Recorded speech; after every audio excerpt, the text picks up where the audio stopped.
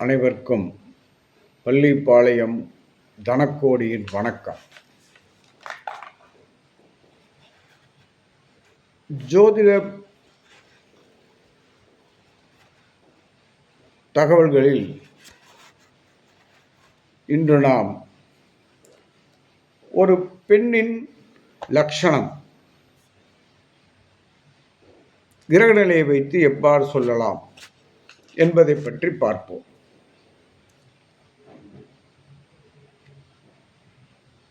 லக்னத்தில் சந்திரன் இருந்தால் அந்த பெண் நல்ல அழகியாக இருப்பார். லக்னத்தில் சந்திரனும் சுக்கிரனும் இருந்தால் அந்த பெண் அழகும் கௌரவமும் பெருமையும் சுகமும் உள்ள பெண்ணாக இருப்பாள். நல்ல மனவாழ்க்கையும் அமையும். லக்னத்தில் சந்திரனும் புதனும் இருந்தால் நல்ல குணம் உள்ளவள், பல கலைகள் கற்றவள், நல்ல படிப்பு படித்தவளாக இருப்பாள். லக்னத்தில் புதனும் சுக்கிரனும் இருந்தால் அந்த பெண் அதிரூபவதியாக இருப்பாள், இனிமையாக பேசுவாள், நல்ல ஞானி போன்று பேசுவாள். லக்னம் ராசி இரண்டும் இரட்டைப்படை ராசியில் இருந்தால் அந்த பெண் அழகியாக இருப்பாள். பெண்களுக்குரிய இயற்கையான குணங்கள் அவளிடம் இருக்கும்.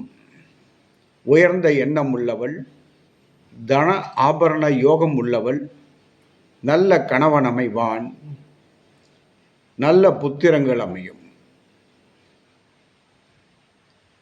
அதுபோல் செவ்வாய் புதன் குரு மூவரும் இரட்டைப்படை ராசியில் இருந்தால், செவ்வாய் புதன் குரு மூவரும் இரட்டைப்படை ராசியில் இருந்தால் அந்த பெண் நல்ல குலத்தில் பிறந்திருப்பாள். குணவதி, பல கலைகள் கற்று பெண்களுக்குள் பெருமை சேர்ப்பவளாக இருப்பாள். 2ஆம் இடத்தில் சுபகிரகங்கள் இருந்தால் நல்ல முக லட்சணமும், நல்ல தைரியமும், அழகிய கண்களையும் உடையவளாக இருப்பாள். 3ஆம் இடத்தில், அதாவது லக்னத்திற்கு 3ஆம் இடத்தில் சுபகிரகங்கள் இருந்தால் அந்த பெண் தைரியம் உள்ளவளாக இருப்பாள், நல்ல குணமும் இருக்கும், நேர்மையானவளாக இருப்பாள்.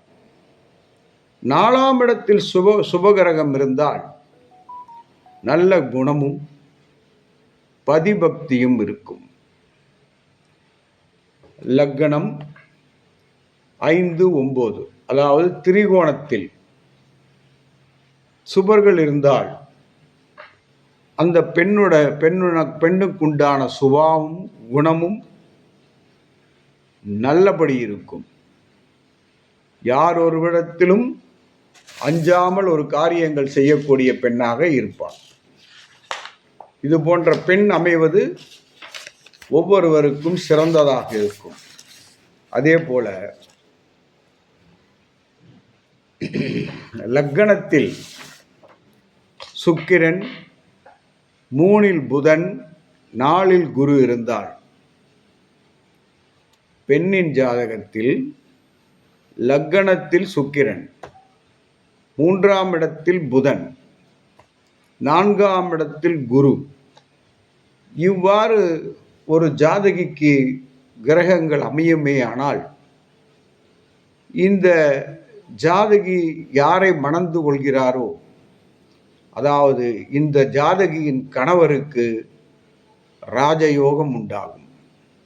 கவனித்து பாருங்கள். இது போன்ற ஜாதகங்களை விட்டுவிடாதீர்கள். வளர்பிறை சந்திரன் 4ஆம் இடத்தில் உச்சம் பெற்று, அதாவது கும்ப லக்னமாக இருந்து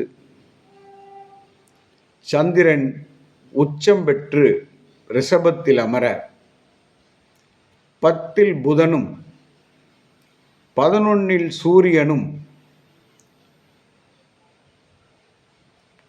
நல்லபடி அமைந்தால் அவள் கணவனுக்கும் ராஜயோகம் உண்டு. அதாவது கும்ப லக்னமாக இருந்து வளர்பிறை சந்திரன் 4ஆம் இடத்தில் ரிஷபராசியில் உச்சம் பெற்றிருக்க குருவால் பார்க்கப்பட வேண்டும். அப்படி பார்க்கும்போது ராஜயோகம் ஏற்படும். மிதுன லக்னமாகி சந்திரன் அதில் இருக்க 10ல் புதனும் 11ல் சூரியன் உச்சமாகவும் இருந்தால் அவள் கணவனுக்கும் ராஜயோகம் உண்டாகும். மிதுன லக்னமாகி சந்திரன் அதில் இருக்க வேண்டும். லக்னமும் ராசியும் மிதுனமாக இருக்க வேண்டும். 10ஆம் இடத்தில் புதன் இருக்க வேண்டும். 11ஆம் இடமான மேசத்தில் சூரியன் உச்சமாக அமர வேண்டும். இப்படி அமரக்கூடிய ஜாதகியை மணப்பவன் மிக புண்ணியவானவன். அவனுக்கு ராஜயோகம் உண்டாகும். பதிபக்தி உள்ள குணவதியாக அந்த பெண்ணும் இருப்பாள். மேலும்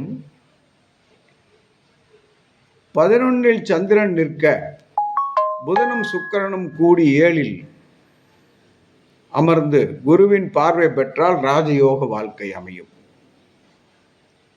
சூரியன் வலுத்து 3ல் இருக்க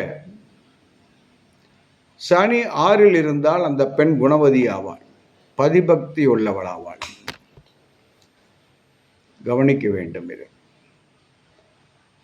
அதே போல சிரராசி லக்னமாகி சூரியன் பலத்துடன் மேசத்தில் உச்சம் பெற்றால் செல்வம் நிறைந்த பலமான வாழ்க்கை அமையும். 11ல் சந்திரன் நிற்க புதனும் சுக்கிரனும் கூடி 7ல் அமர்ந்து குரு பார்வை பெற்றால் ராஜயோக வாழ்க்கை அமையும். சிரராசி லக்னமாகி சூரியன் பலத்துடன் மேசத்தில் உச்சம் பெற்று அமர்ந்தால் செல்வம் நிறைந்த வளமான வாழ்க்கை அந்த பெண்ணுக்கு அமையும். அதேபோல் குரு சட்பலத்துடன் கேந்திரம் அல்லது கோணத்தில் இருந்தால் சந்திரனால் பார்க்கப்பட்டால் பணமும் ஆடம்பரமான வாழ்க்கையும் அமையும். 3 அல்லது 6ஆம் இடத்தில் செவ்வாயும் சட்பலத்துடன் கூடிய சனியும், சனி 11ல் இருக்க குரு லக்னத்தை பார்க்க லக்னம் ஸ்திர லக்னமானால் அரசி போன்ற வாழ்க்கை அந்த பெண்ணுக்கு அமையும். மீண்டும் சொல்கிறேன், 3ஆம் இடம் அல்லது 6ஆம் இடத்தில் செவ்வாயும் சட்பலம் பெற்று சனி 11ல் அமர லக்னம் ஸ்திர லக்னமானால் அந்த பெண்ணுக்கு அரசிக்கு ஒத்த வாழ்க்கை அமையும். இவற்றையெல்லாம் கவனித்து பலன் சொல்ல வேண்டும். பொருத்தம் பார்க்கும்போது இவைகளை கவனிக்கலாம். இதன் தொடர்ச்சியாக மீண்டும் அடுத்த பதிவில் பார்ப்போம். நன்றி, வணக்கம். எனது ஃபோன் நம்பர் 94 87 31 33 00 மற்றும் 93 64 11 12 94. வாழ்க வளமுடன்.